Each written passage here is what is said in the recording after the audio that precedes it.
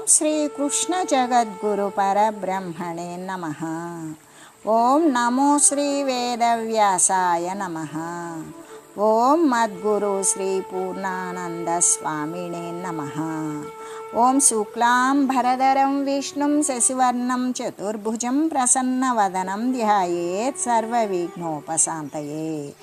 ఓం వ్యాసాయ విష్ణురూపాయ వ్యాసరూపాయ విష్ణవే నమో వై బ్రహ్మనిధయే వాసిష్ఠాయ నమో నమః.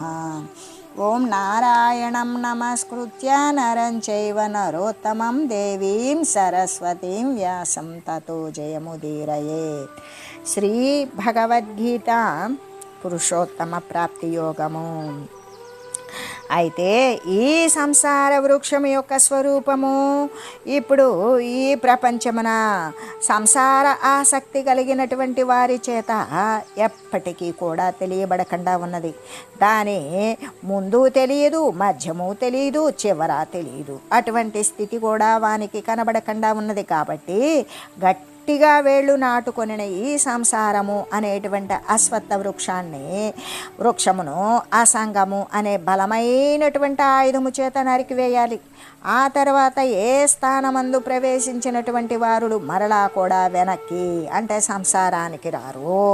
అటువంటి మరి ఎవరి నుండి అనాది అయినటువంటి సంసార వృక్షము యొక్క ప్రవృత్తి వ్యాపించి ఉన్నదో, ఎవరి నుండి పరమాత్మ నుండే వ్యాపించి ఉన్నది సంసార వృక్షము యొక్క ప్రవృత్తి, అటువంటి ఆది పురుషుడకు పరమాత్మనే శరణు పొందుతూ ఉన్నాను అనే ఇటువంటి భక్తి భావము చేత ఆ పరమాత్మ పదమును వెదకవలేను.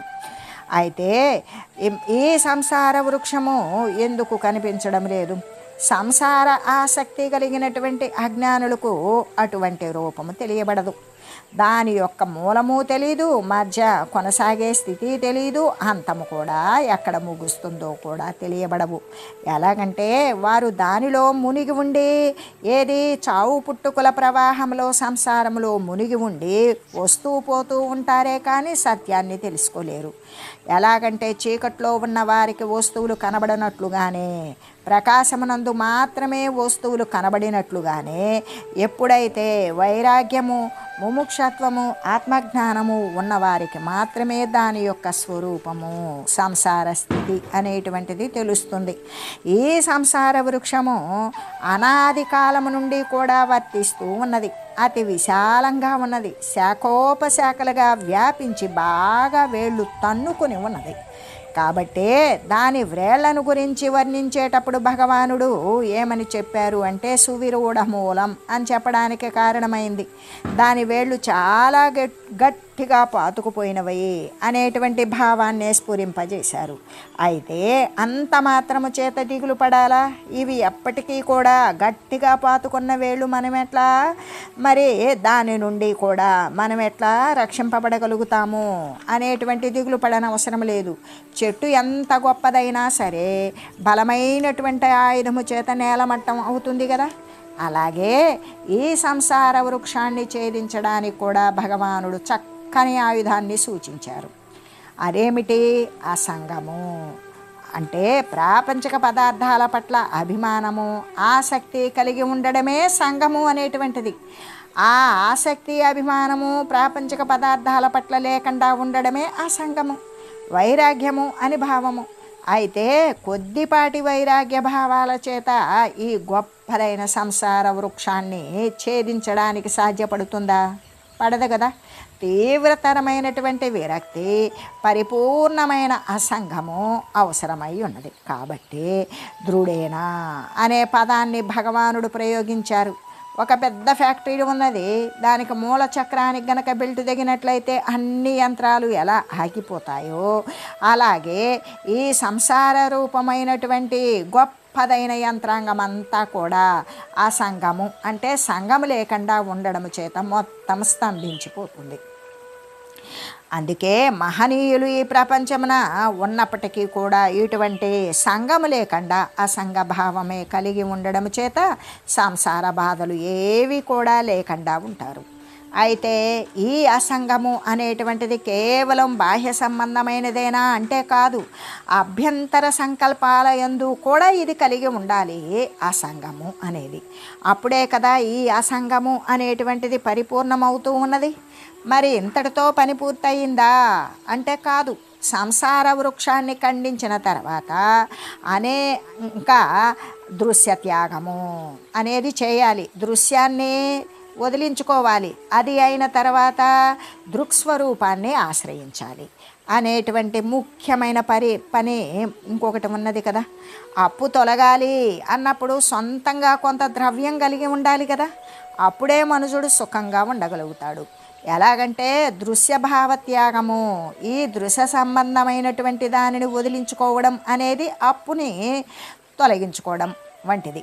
అయితే అది సరిపోతుందా అంటే చాలదు. ఎలాగంటే అప్పు తొలగిపోయినప్పటికీ కూడా తనను తాను పోషించుకునే నిమిత్తం కొంత ధనం లేకపోతే మనుషునికి తృప్తి ఉంటుందా? ఉండదు కదా.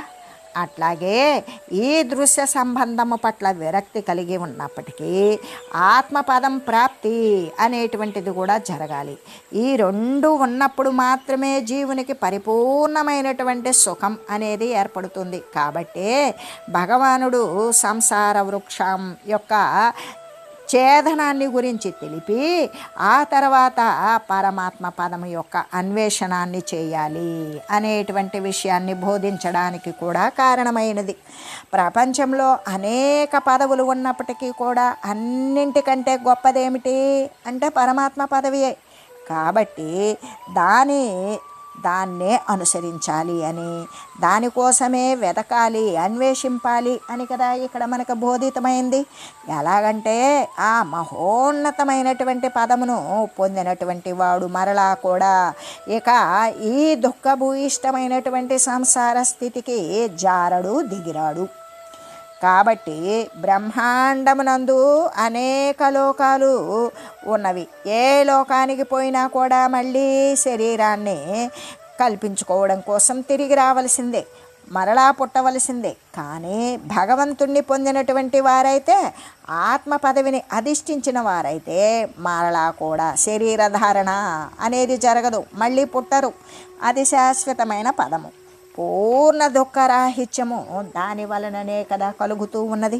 కాబట్టే అన్ని పదవులలో కూడా అది సర్వోత్కృష్టమైనటువంటిది. కాబట్టి విఘ్నులు అయినటువంటి వారు అందరూ దానినే అనుసరించి తరిస్తారుగాక అని చెబుతూ, అయితే ఆ పరమ పురుషుణ్ణే శరణ పొందుతూ ఉన్నాను, తమేవ పురుషం ప్రపద్యే అనే భక్తిభావము చేత ఎటువంటి అహంభావము లేకుండా నిరహంభావనతోటి ఆ యొక్క ఆత్మతత్వాన్ని అన్వేషింపవలసి ఉంటుంది. మాలిన్యరహితమైనటువంటి భక్తి కలిగిన వానికి, నిర్మలమైన భక్తి కలిగిన వానికి ఆత్మజ్ఞానము అనేది శీఘ్రంగా లభిస్తుంది.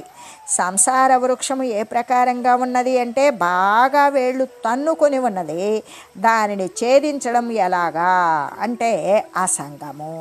ప్రాపంచక సంబంధమైన పదార్థాల పట్ల ఆసక్తి, అభిమానము లేకుండా ఉండడమే అసంగము అనే బలమైనటువంటి ఖడ్గము చేత అది ఛేదించి వేయబడగలుగుతుంది. అలాగా సంసార వృక్షాన్ని ఛేదించిన తర్వాత పరమాత్మ పదమును అన్వేషించాలి.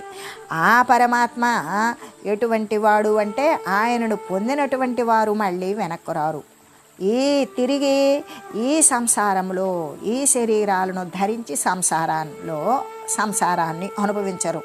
అతని నుండియే జగత్తంతా కూడా ఉత్పన్నమవుతుంది. అతని నుండి, పరమాత్మ నుండి.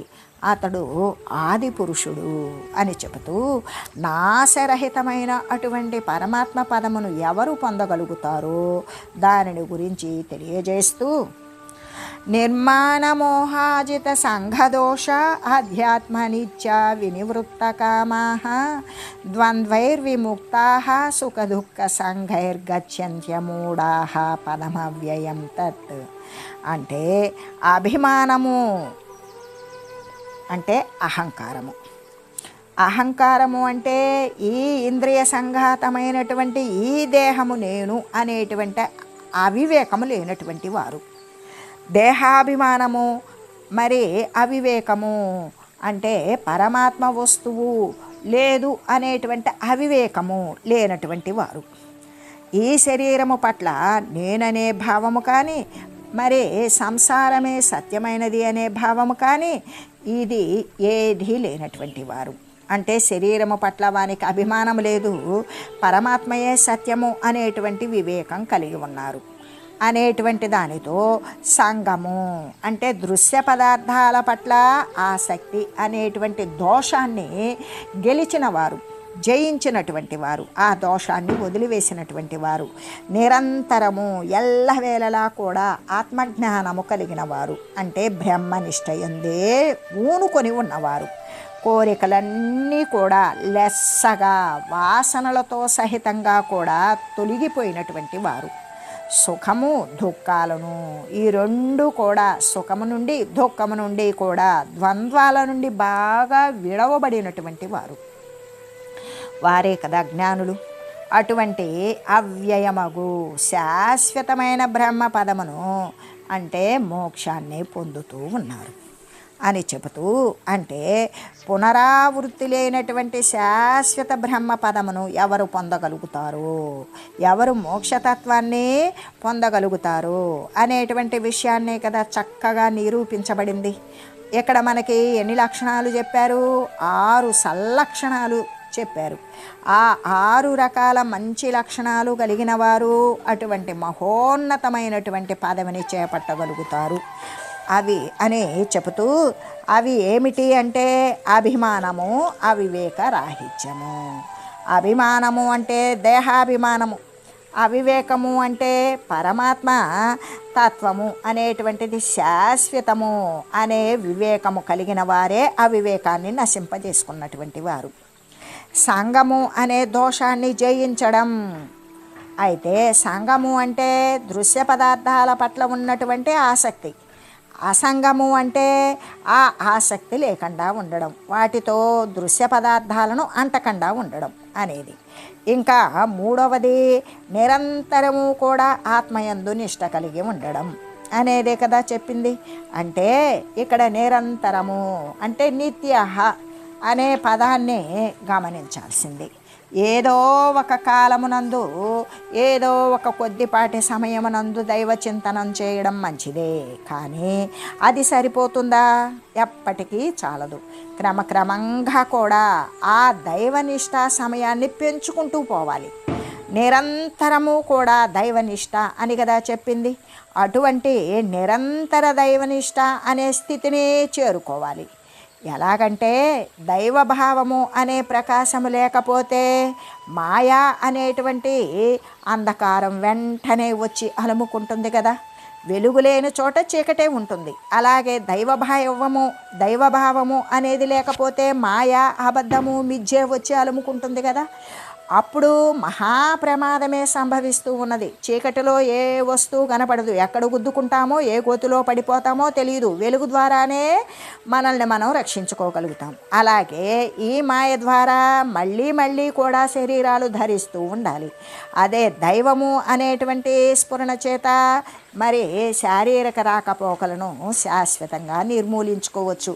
కాబట్టి అటువంటి గొప్పదైనటువంటి మహాప్రమాదమే సంభవిస్తుంది కదా, ప్రకాశం లేకపోతే చీకటి యందు ఉంటే. అందుకు కాబట్టి నిరంతరము కూడా ఆధ్యాత్మనిష్ట ద్వారా మాయకు ఒకంతైనా సరే అవకాశం ఇవ్వకుండా ఉండాలి. అంటే ఎల్లప్పుడూ వెలుగులో ఉంటే చీకటి ద్వారా వచ్చే ప్రమాదం మనకు రాదు. అలాగే ఆధ్యాత్మనిష్ట అనేటువంటి దైవికమైనటువంటి సంరక్షణలో ఉన్నప్పుడు మాయ అనేటువంటి అది మనకు చుట్టుకోవడానికి ఏమాత్రము అవకాశం ఇవ్వకుండా ఉండాలి. దైవం ఉన్న చోట అది మాయ చేరలేదు, సత్యం ఉన్న చోట అసత్యము చేరలేనట్లు కానీ, వెలుగు ఉన్న చోట చీకటి చేరలేనట్లు కానీ. ప్రపంచంలో మనకి 3 రకాలైనటువంటి మనుషులు ఉంటారు. వాళ్ళు కొందరేమో ఎల్లవేళలా అహర్నిశము నిరంతరము విధి విరామం లేకుండా ఆత్మస్థితిని దైవభావము కలిగి ఉంటారు.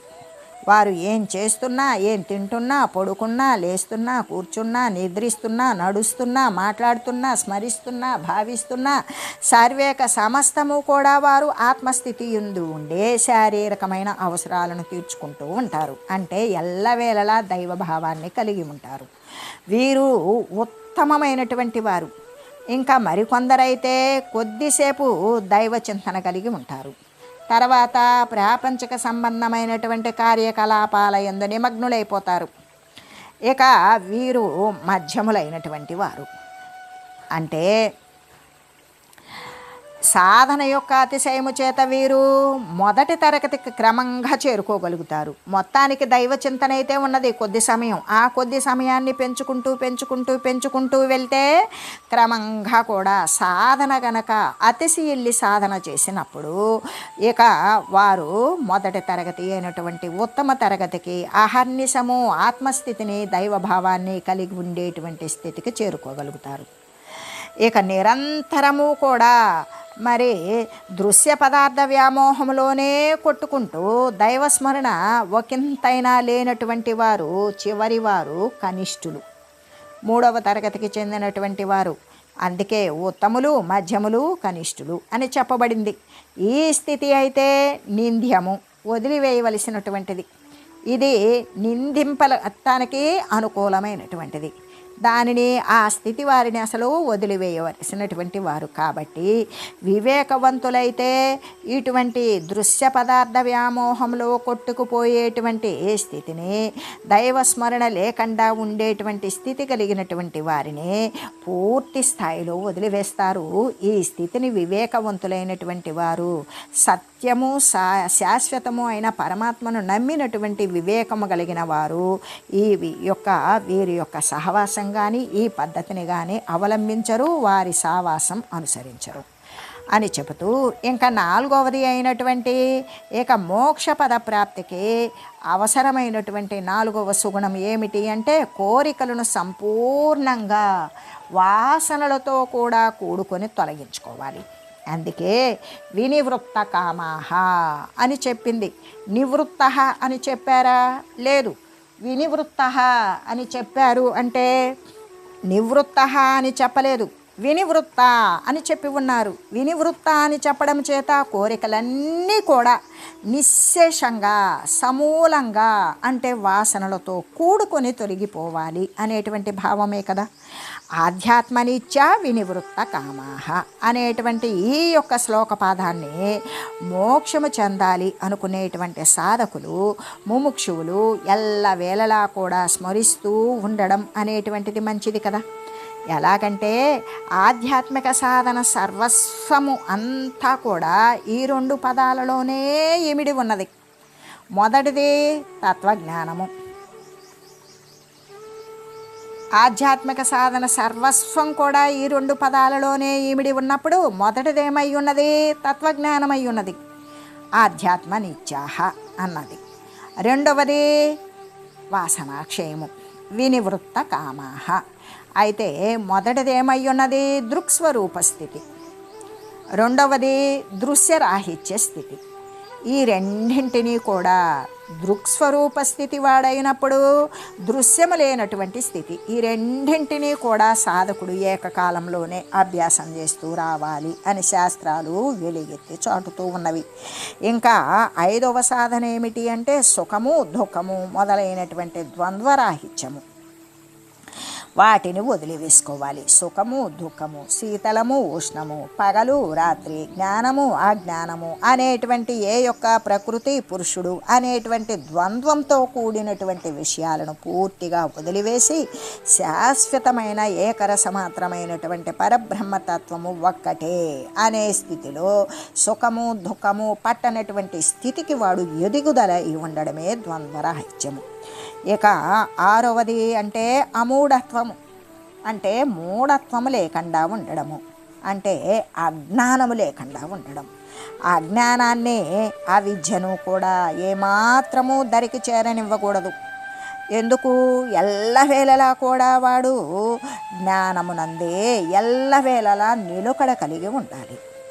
ఈ ప్రకారంగానే భగవానుడు తెలిపినటువంటి ఈ 6 రకాల సాధనలు కూడా చక్కగా అవలంబించేటువంటి వారు పొందే మహత్తరమైనటువంటి ఫలితం ఏమిటి అన్నప్పుడు శాశ్వతమైనటువంటి మోక్షమే.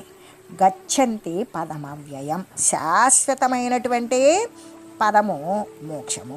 ప్రపంచంలోని పదవులన్నీ కూడా నశించిపోయేవే, ఖర్చు అయిపోయేవే. కాబట్టి అవన్నీ నాశశీలకమైనవి, నాశవంతములైనవి. అవన్నీ క్షయిష్ణువులు, అవన్నీ నశించే తత్వం కలిగినవే ప్రపంచంలోని పదవులన్నీ కూడా. పరమాత్మ పదవి ఒక్కటి మాత్రమే శాశ్వతమైనది. అది అది ఎప్పటికీ కూడా తరుగులేనిది, అది నిత్యమైనది. కాబట్టి విఘ్నులు ఎవ్వరైనా సరే దానినే అన్వేషించాలి అని చెబుతూ, పరమాత్మ పదము ఎటువంటిది అంటే అవ్యయమైనది, తరుగులేనిది, నాశరహితమైనది.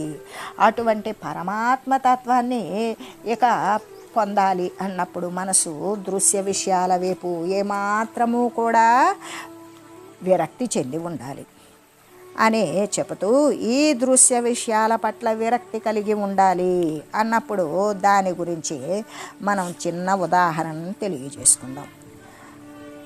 పెద్ద పెద్ద తరంగాలతో కూడినటువంటి ఒక మహాసముద్రం ఉన్నది.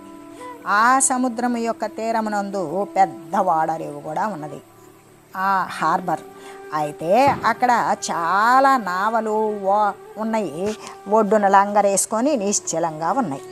కొన్ని అయితే సముద్రంలోకి పోతూ ఉన్నాయి, మరి కొన్ని సముద్రంలోని చాలా దూర ప్రాంతాల నుండి వస్తూ ఉన్నాయి. అది గొప్ప వ్యాపార స్థలమే అవడం చేత నిరంతరం కూడా ఏవో కొన్ని వాడలు వస్తూనే ఉన్నాయి, కొన్ని పోతూనే ఉన్నాయి, కొన్ని ఒడ్డున స్థిరంగా ఉన్నాయి. ఈ ప్రకారంగా ఒడ్డున ఉన్నటువంటి ఒకానొక పడవ మధ్య భాగంలో జెండా కట్టడం కోసం ఒక పొడవైన గడకర్ర ఉంటుంది కదా, అది చాలా ఎత్తుగా ఉంటుంది. పడవ సముద్రపు ఒడ్డున నిశ్చలంగా ఉండడం చేత ఒక కాకి ఏం చేసిందంటే ఎగురుతా వచ్చి ఆ పొడవుగా ఉన్న కర్ర మీద వ్రాలింది. కాకి కర్రపై కూర్చుంది, ఏదో ఆలోచన చేస్తూ ఉన్నది. ఇంతలో పడవలోకి నావికులందరూ కూడా ప్రవేశించారు, దానిలో ఉన్న మోటారు యంత్రాన్ని నడిపించారు. వెంటనే ఆ పడవ సముద్రంలోకి పోసాగింది. క్రమక్రమంగా అది వేగాన్ని పుంజుకుంది, సముద్రంలోకి కొన్ని మైళ్ళు వెళ్ళిపోయింది. కాకి మాత్రం ఆ కర్ర మీదే కూర్చొని ఉన్నది, ఏదో చింతిస్తూ ఉన్నది. పడవ సముద్రంలోకి కొన్ని మైళ్ళు పోయిన తర్వాత కర్రపై కూర్చున్నటువంటి ఆ కాకి ఎగిరిపోవాలి అనేటువంటి సంకల్పం పుట్టింది దానికి. అది లేచి రివ్వున ఒకానొక దిశ యందు ఎగిరిపోయింది. కానీ ఎంత దూరం ఎగిరిపోయినప్పటికీ కూడా వ్రాలడానికి చెట్టు ఎక్కడుంది, పుట్టు ఎక్కడుంది, ఇళ్ళు ఎక్కడుంది, అంతా కూడా ఒకే జలార్ణవం. అంత సముద్రము నీరు, ఏ వైపు చూసినా సరే అగాధమైనటువంటి మహాసముద్రం. కాకి ఎగిరిపోయి ఎగిరిపోయి పోయి పోయి వ్రాలడానికి ఎక్కడా ఆస్కారం లేదు కదా. లేకపోవడం చేత తిరిగి ఆ కర్ర మీదకే వచ్చి వ్రాలింది. కొంతసేపు ఆ కర్ర పైన కూర్చుంది, మళ్ళీ కూడా ఎగిరింది, ఇంకా ఎక్కడైనా సరే వెళ్ళిపోవాలి అని. అలా ఎగిరి ఎగిరి మళ్ళీ ఎక్కడైనా సరే వ్రాలి నిలబట్టడానికి తావు లేకపోవడం చేత విసిగి విసిగి వేసారి చిట్ట చివరకు ఆ కర్ర పైనే వాలుతూ ఉంది.